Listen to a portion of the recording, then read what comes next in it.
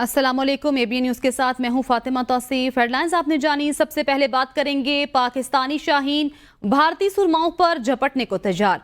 World cup का सबसे बड़ा और अहम मैच आज पाकिस्तान और भारत के दरमियान न्यूयॉर्क में खेला जाएगा। दोनों टीमें पाकिस्तानी वक्त के मुताबिक 7:30 बजे मद्दे मुकाबले आएंगी। T20 वर्ल्ड कप में दोनों टीमें अब तक 7 मरतबा आमने सामने आ चुकी हैं। भारत ने 5, पाकिस्तान ने 1 मैच अपने नाम कर रखा है, जबकि 1 मैच ड्रॉ भी हुआ है। पाकिस्तानी शाहीन भारतीय सुरमाओं पर झपटने को तैयार। वर्ल्ड कप का सबसे बड़ा और अहम मैच आज पाकिस्तान और भारत के दरमियान न्यूयॉर्क में खेला जाएगा। दोनों टीमें पाकिस्तानी वक्त के मुताबिक 7:30 बजे मद्दे मुकाबले आएंगी। T20 वर्ल्ड कप में दोनों टीमें अब तक 7 मरतबा आमने सामने आ चुकी हैं। भारत ने 5, पाकिस्तान ने 1 मैच अपने नाम कर रखा है, जबकि 1 मैच ड्रॉ हुआ। पाक भारत टाकरे के लिए पाकिस्तान के 11 खिलाड़ी फाइनल कर लिए गए हैं। जराये के मुताबिक अहमद वसीम को आजम खान की जगह टीम में जगह मिलेगी। भारत के खिलाफ मैच में पाकिस्तान टीम 4 फास्ट बॉलर्स और 2 ऑलराउंडर्स के साथ मैदान में उतरेगी। जराये के मुताबिक इनिंग्स का आगाज कप्तान बाबर आजम और विकेट कीपर मोहम्मद रिजवान करेंगे। कौमी टीम के 11 खिलाड़ियों में कप्तान बाबर आजम, मोहम्मद रिजवान, उस्मान खान और फखर जमान शामिल हैं। इसके अलावा इफ्तिखार अहमद, शादाब खान, अहमद वसीम, शाहीन आफरीदी, हारिस रऊफ, मोहम्मद आमिर और नसीम शाह भी टीम में शामिल होंगे। नवाज शरीफ ने बानी पीटीआई के बारे में गुफ्तगू करते हुए कहा कि तुम हमेशा रूठे रहते हो। कहते थे नवाज शरीफ के कमरे से एयर कंडीशन उतरवा दूंगा। अब तुम जेल में हो, मेरा तो कभी एयर कंडीशन की तरफ ध्यान नहीं गया। तुम एक के बजाय 2 एयर कंडीशन लगवा लो। मैं कीना परवर नहीं हूँ। बानी पीटीआई के घर जाकर उनको कौम की खिदमत में हिस्सा डालने की दावत दी, लेकिन वो नफरत की सियासत करते रहे। रूठे हुए बंदे की तरह से शुरू से ही आप अपना पिछले 25 साल से आपका यही रवैया है। मैं ये कर दूंगा, मैं वो कर दूंगा, मैं तुम्हें जेल में डालूंगा, मैं तुम्हें नहीं छोड़ूंगा, मैं नवाज शरीफ के कमरे से मैं एयर कंडीशनर उतार लूंगा। अब तुम जेल में हो, मेरा तो कभी ध्यान भी नहीं गया तुम्हारे एयर कंडीशन की तरफ। तुमने एक की बजाय 2 लगवा लो, मुझे कोई इतराज नहीं है, लेकिन अपना ये मैं इस तरह का बंदा नहीं हूं, वरना कि मैं दिल में इस तरह की कीना परवरी करूं। चल के गया था आपके पास कि आओ मिल के काम करें। मोहतरमा बेनजीर भुट्टो ने और मैंने, हमने एक चार्टर ऑफ डेमोक्रेसी पे दस्तखत किए थे। हम जमहूरियत को बरकरार रखने के लिए, मजबूत करने के लिए हम आपस में मिलकर गवर्नमेंट भी फॉर्म कर लेते हैं। मुस्लिम लीग नून के सदर नवाज शरीफ के एक बार फिर शिकवे। कहते हैं मुझे हर बार वजारत उज़्मा से हटाया गया, कोई शिकवा शिकायत नहीं, लेकिन पूछ तो सकता हूं कि क्या वजह थी कि वजीर आजम को बाहर फेंका और असम्बलियां तोड़ दी। जब परवेज मुशर्रफ ने हुकूमत गिराई तो अदलिया ने परवेज मुशर्रफ को गले लगाया और कहा आपको तो पहले आना चाहिए था। मैंने दुख और मुसीबतें काटी, लेकिन हमारा अज़्म मुतज़लज़ल नहीं हुआ। मुस्लिम लीग नून के सेनेटर से गुफ्तगू करते हुए नवाज शरीफ ने कहा कि मुझे ना निकाला जाता तो मुल्क में बेरोजगारी का नामो निशान ना होता। रूठे हुए बंदे की तरह से शुरू से ही आप अपना पिछले 25 साल से आपका यही रवैया है। मैं ये कर दूंगा, मैं वो कर दूंगा, मैं तुम्हें जेल में डालूंगा, मैं तुम्हें नहीं छोड़ूंगा, मैं नवाज शरीफ के कमरे से मैं एयर कंडीशनर उतार लूंगा। अब तुम जेल में हो, मेरा तो कभी ध्यान भी नहीं गया तुम्हारे एयर कंडीशन की तरफ। तुमने एक की बजाय 2 लगवा लो, मुझे कोई इतराज नहीं है, लेकिन अपना ये मैं इस तरह का बंदा नहीं हूं, वरना कि मैं दिल में इस तरह की कीना परवरी करूं। चल के गया था आपके पास कि आओ मिल के काम करें। मोहतरमा बेनजीर भुट्टो ने और मैंने, हमने एक चार्टर ऑफ डेमोक्रेसी पे दस्तखत किए थे। हम जमहूरियत को बरकरार रखने के लिए, मजबूत करने के लिए हम आपस में मिलकर गवर्नमेंट भी फॉर्म कर लेते हैं। वज़ीर आला अली अमीन गंडापुर ने एक बार फिर पीपल्स पार्टी और मुस्लिम लीग नून की क़यादत को ललकारते हुए नाजेबा अल्फाज इस्तेमाल किए। सवात में जलसे से खिताब करते हुए अली अमीन गंडापुर ने कहा मुल्क शख्सियात के फैसलों से नहीं आइन से चलते हैं। आइन तोड़ने वाले सुन लें, हम उन्हें फांसी पर लटकाएंगे। जब तक जिंदा हूँ फाटा और पाटा में कोई टैक्स नहीं लगा सकता। हम अपना हक लेना और छीनना जानते हैं, हक के लिए मरना भी जानते हैं। اسٹیبلشمنٹ کے نام پر جو مذاق شروع کیا ہے اب یہ نہیں چلے گا۔ بانی پی ٹی آئی ایک سوچ اور نظریے کا نام ہے، اس نظریے اور سوچ کو کوئی ختم نہیں کر سکتا۔ اوے زرداری، اوے شبو،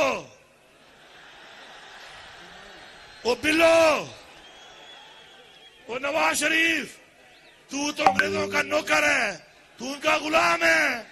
ہمارے ابا اجداد نے انگریز کو بگایا ہے، تو کس بات کی مولی ہے؟ خدا کی قسم تم لوگ اسلام آباد تو کیا پاکستان میں بھی نہیں رہو گے۔ یہ پاکستان تمہارے باپ کا نہیں ہے کہ تم سمجھتے ہو کہ تم یہاں بیٹھ گئے ہو مینڈیٹ چوری کر کے تم بیٹھے رہو گے۔ 2 دن میں تمہاری انہوں نے ہوا نکال دی ہے، یہ پشتون نکل آیا، تمہارا پتہ بھی نہیں چلنا۔ تمہارا باپ بھی ٹیکس نہیں لگا سکتا ہمارے اوپر کہ آؤ گے قدموں پر، جاؤ گے قدموں پر۔ اس ملک میں آئین توڑنے والے یہ بات سن لیں کہ وقت آئے گا کہ آئین توڑنے والے کو جو سزائے موت کی سزا اس آئین میں دینے کا کہا گیا ہے اور ہم پھانسی پہ ان کو لٹکائیں گے۔ گورنر خیبر پختونخوا فیصل کریم کنڈی نے وزیر اعلیٰ علی امین گنڈاپور کو مناظرے کا چیلنج دے دیا۔ کہا علی امین اپنی مرضی کا چینل چن لیں اور مناظرہ کر لیں۔ علی امین جیسے ہائی وے پر بھاگتے نظر آئے تھے ویسے ہی بھاگتے نظر آئیں گے۔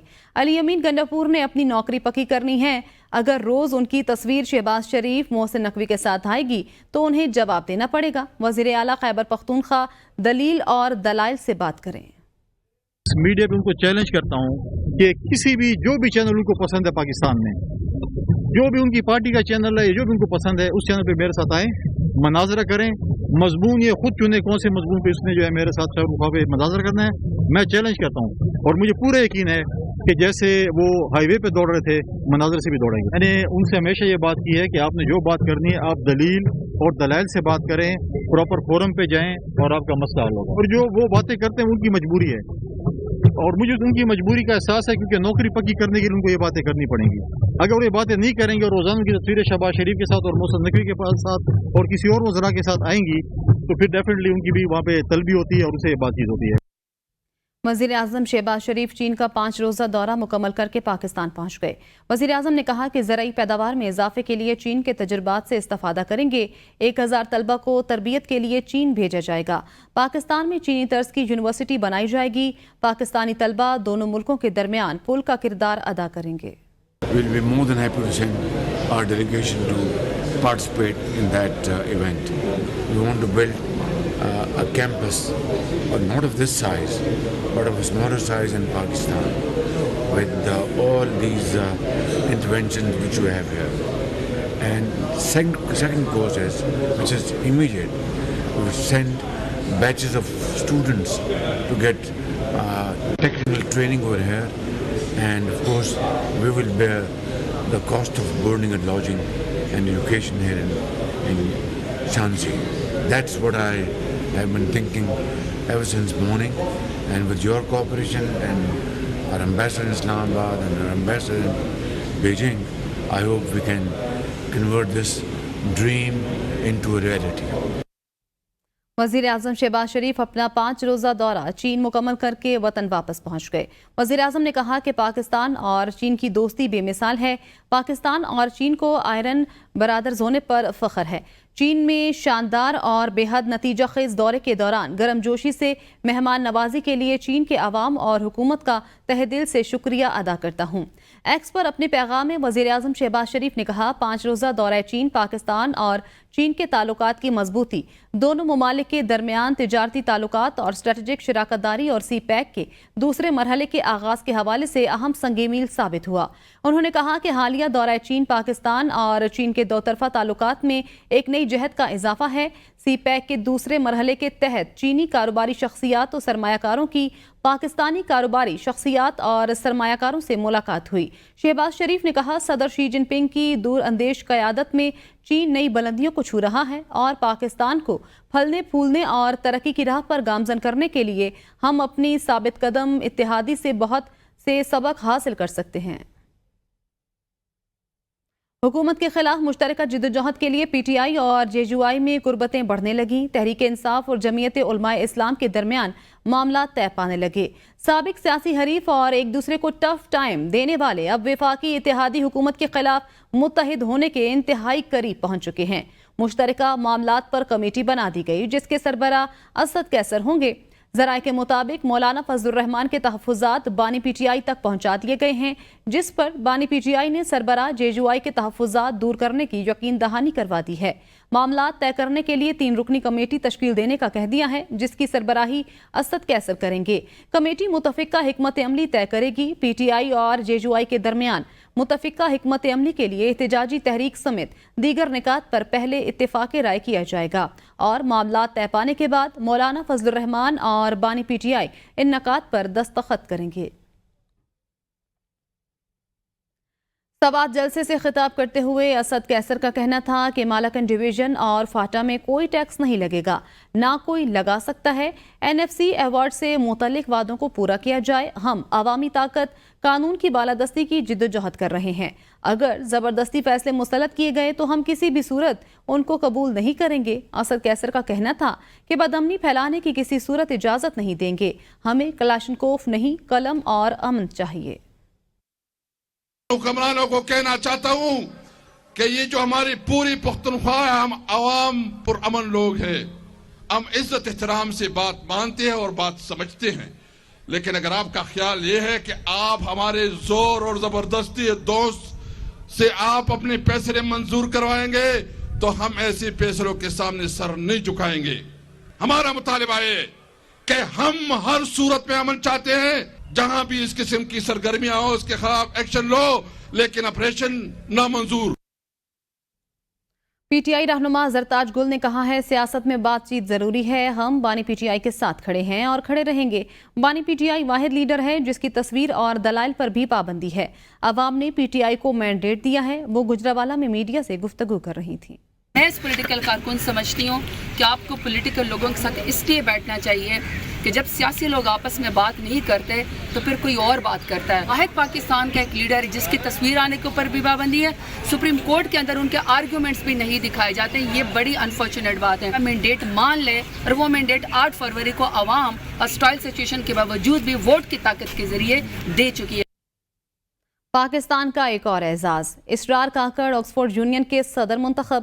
اسرار کاکڑ کا تعلق بلوچستان کے ضلع کلا عبداللہ کے گاؤں سے ہے۔ اسرار کاکڑ آکسفورڈ یونین کے منتخب ہونے والے تیسرے پاکستانی ہیں۔ اسرار کاکڑ آکسفورڈ یونیورسٹی کے شعبہ قانون میں ڈی فل پروگرام میں داخلہ لے رہے ہیں۔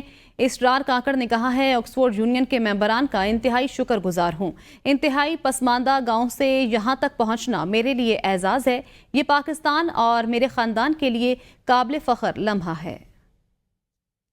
ویونس کے ٹکٹ، بالی کے دورے اور کتاب کے سودے۔ امریکی سپریم کورٹ کے 9 میں سے 8 ججوں کے پرتعشش تعطیلات اور مہنگے تحائف لینے کا سکینڈل سامنے آ گیا۔ 2023 میں سپریم کورٹ کے ججوں نے کس طرح پیسہ کمایا، ججز نے سالانہ گوشواروں میں ظاہر کر دیا۔ امریکی جسٹس براؤن جیکسن کو گلوکار کی طرف سے $3700 مالیت کے بیونس کے 4 ٹکٹ تحفے میں دیے گئے۔ جسٹس کلیرنس تھامس نے ڈونر ہارلین کرو کے ہمراہ بالی اور کیلیفورنیا کے 2 دوروں کا انکشاف کیا۔ بالی کے دورے پر $5 لاکھ کے اخراجات آئے۔ جج کلیرنس تھامس 20 سال تک سالانہ تعطیلات بھی ریئل اسٹیٹ کنگ ہارلین کرو کے خرچ پر گزارتے رہے۔ 4 ججوں نے کتاب کے سودوں سے متعلق مالیات کا انکشاف کیا۔ ججز کا مالیاتی سکینڈل سامنے آنے کے بعد امریکی سپریم کورٹ نے 14 صفحات پر مشتمل ضابطہ اخلاق جاری کر دیا ہے۔ بھارتی ریاست چھتیس گڑھ کے دارالحکومت رائے پور کے نواحی قصبے میں مسلمان پھر ہندوتو انتہا پسندوں کا نشانہ بن گئے۔ بھینسوں کی سمگلنگ کے شبے میں 3 مسلمانوں پر تشدد، 2 افراد جاں بحق ہو گئے اور ایک کی حالت تشویشناک بتائی جا رہی ہے۔ مسلمانوں پر کوئی نہ کوئی الزام لگا کر ہندو بلوائیوں کی طرف سے بلا اشتعال حملے بھارت میں معمول بن چکے ہیں۔ تازہ واقعہ رائے پور کے نواحی علاقہ آرنگ میں پیش آیا۔ ایڈیشنل سپرنٹینڈنٹ نے کہا ہے کہ سہارنپور کے چاند میاں اور گڈو خان ٹرک میں بھینسیں لے جا رہے تھے۔ کچھ افراد نے ان پر تشدد کیا اور انہوں نے اپنے بچاؤ کے لیے دریا میں چھلانگ لگا دی، جس کے باعث چاند میاں اور گڈو خان دم توڑ گئے۔